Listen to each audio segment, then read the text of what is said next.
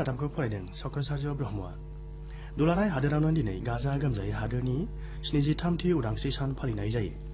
उदांस्रि साननि गाहाय आयदाफारिजों खुंफुंनायाव गाहाय मन्त्रि नरेन्द्र मदिआ लाल किल्लायाव हादोरारि फिरफिला बिरहोना हादोरारिखौ थांखिना बिबुंथि होयो। गाहाय मन्त्रिया हादोरनि थाखाय जिउ बाउनाय बीर जवानफोरखौ गोथौयै गोसोखांनायजों लोगोसे हादोर जौगानाय गोजोननि थाखाय बिहोथाय होनाय साफ्रोमखौबो गोसोखांना मान बाउहरो।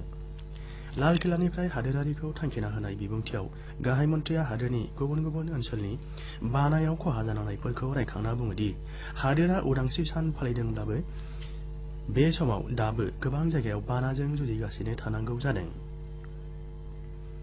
बिथाङा बुङोदि गोदान सोरखारा बिबान लानायनि 70 साननि गेजेरावनो उदांस्रिनि 70 बोसोर जाथावनो हायै जौगानायनि मोनसे गोदान लामाजों गोदान खारथाय लाना हादोरा आवगायदों।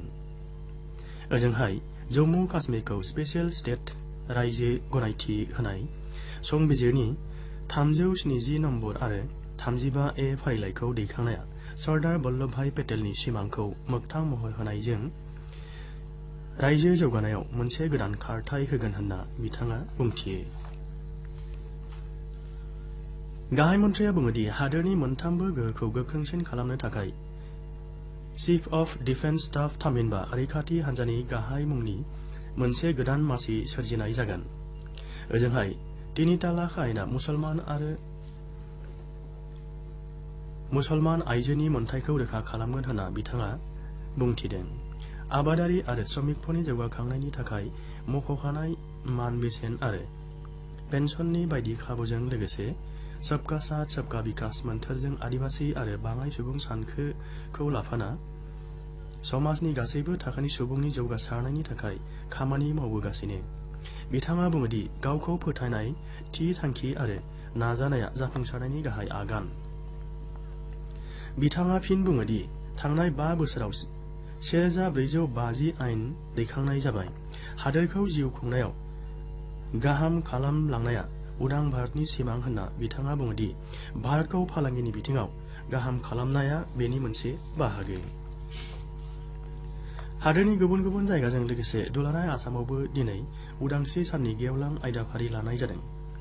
गुवाहाटी नोगोरमानि खानापारा जुनाद फाहामथाय जौमा फरायसालिनि गेलेमु फोथाराव मिरु हिसाबै खुंनाय बे सानाव गिबि मन्त्रि सर्बानन्द सन'वालआ हादोरारि फिरफिला बिरहोयो।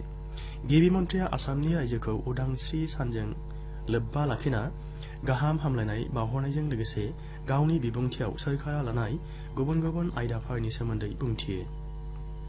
ओजोंहाय दिनै फुङाव गिबि मन्त्रि सन'वालआ गुवाहाटीनि श्रद्धांजलि काननाव उदांस्रि सोमावसारनायनि मुंख्लंफोरनि गोसोखांथियाव मान बावो। रायजोनि गुबुन गुबुन मन्त्रिफोरा दिनै गुबुन गुबुन जिल्लायाव मोनथाम गाबनि फिरफिला बिरहोयो।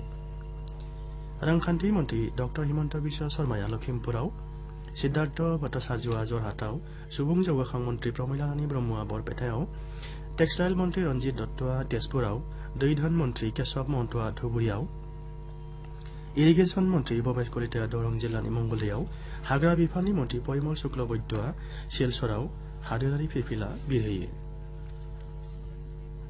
ओजोंहाय आकाशवाणी गुवाहाटी मिरुनि लांगोनायाव दिनै फुंनि 7:30 मिरुनि गाहाय मिताली चेटार्जीआ हादोरारि फिरफिला बिरहोयो। ओजोंहाय जालुकबारिनि ट्रेन्समिटार लांगोनायाव मिरुनि इन्जिनियारिं बिफाननि सामलायगिरि रबिन चन्द्र बर'आ मोनथाम गाबनि फिरफिलाखौ बिरहोयो। ओजोंहाय हादोरनि 73थि उदांस्रि सानखौ गोजोनै खुंफुंनायनि थाखाय आयेन आब्रुथिखौ नोजोराव लाखिना जिल्ला खुंगिरि आरो पुलिस खुंथाया गोख्रों राहा लादों। बे सानजों लोब्बा लाखिना खारिथाय आरो फोसावदिं मन्त्रालयनि सिङाव गुवाहाटी मावखुलिया सानमारिनि असम खादी आरो गामि उद्योग बर्डनि मावखुलि मोखाङाव हारिमुवारि आयदाफारि खुंनाय जायो।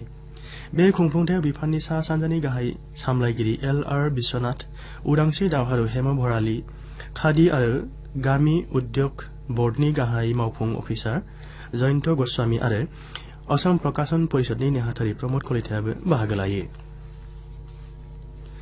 हारिगिरि रामनाथ कोविन्दआ बुंदोंदि बावैसो जम्मु काश्मीराव स्पेशल स्टेट गनायथिखौ दैखांनायजों लोगोसे संबिजिरनि 370 आर्टिकेलखौ दैखांनायनि उनाव ओनसोलनि सरासनस्रा सुबुङा गाहामैनो मुलाम्फा जागोन। जाहोनाव बैनि सुबुंफोरा हादोरनि गुबुन जायगानि सरासनस्रा सुबुंजों समान मोनथाय आरो खाबु मोननो हागोन। हादोरनि 73थि उदांस्रि साननि सिगां मोनाबिलियाव मैया हादोरखौ थांखिना होनाय बिबुंथियाव हादोरगिरिया बे खोथाखौ बुंथियो। बिथाङा बुङोदि हादोरनि उदांस्रि सोमावसारगिरिफ्रा राजखान्थियारि गोहोखौल' होनायनि खोथाखौ सानाखैमोन। अदेबानि हादोर दानाय आरो हादोरारि खौसेथिनि बान्दोखौ गोख्रों खालामनोसो नाजाबोदोंमोन। हादोरगिरिया लोगोसे 3 तालाक खान्थि फोजोबस्रांनायनि जाहोनाव इस्लाम धोरोमारि आइजोफोरा न्याय मोनगोन होन्नाबो मिजिं खालामो। हादोरगिरिया गावनि बिबुंथियाव बे बोसोराव हादोरा 550थि सिख धोरोमगुरु गुरु नानकनि खोथाखौबो गोसोखाङो। बिथाङा लोगोसे मुंदांखा तामिल खन्थाइगिरि सुब्रमण्यमनि रावै गावनि बिबुंथिखौ फोजोबो। हादोरनि 73थि उदांस्रि सानजों लोब्बा लाखिना होनाय बोहैथि बोसोरनि हादोरगिरिनि हमगार्ड्स एन्ड सिभिल डिफेन्स बान्थानि थाखाय आसामनि नलबारीनि बरमानि भुबन सयकियानि मुंखौ फोसावनाय जादों। ओजोंहाय मोजां खामानि मावनायनि थाखाय आसाम स्पेशल टास्क फर्सनि कारागाव कार्बि आंलंनि हाबिलदार गबिन्द सयकियानि मुंखौ फोसावनाय जादों। ओजोंहाय पुलिस बिफाननि मख'जाथाव खामानि मावनायनि थाखाय उदांस्रि सानजों लोब्बा लाखिना आसाम पुलिसनि सा 23 अफिसार आरो कनस्टेबलनो बोहैथि बोसोरनि पुलिस मेडेल होनाय जादों। साब इन्सपेक्टर भास्कर कलितानो रुंसारिनि उनाव साहसनि पुलिस मेडेल होनाय जायो। ओजोंहाय आसाम पुलिसनि सा 6 अफिसार आरो सा 6 कनस्टेबलनो मख'जाथाव खामानि मावनायनि थाखाय पुलिस मेडेल होनाय जायो।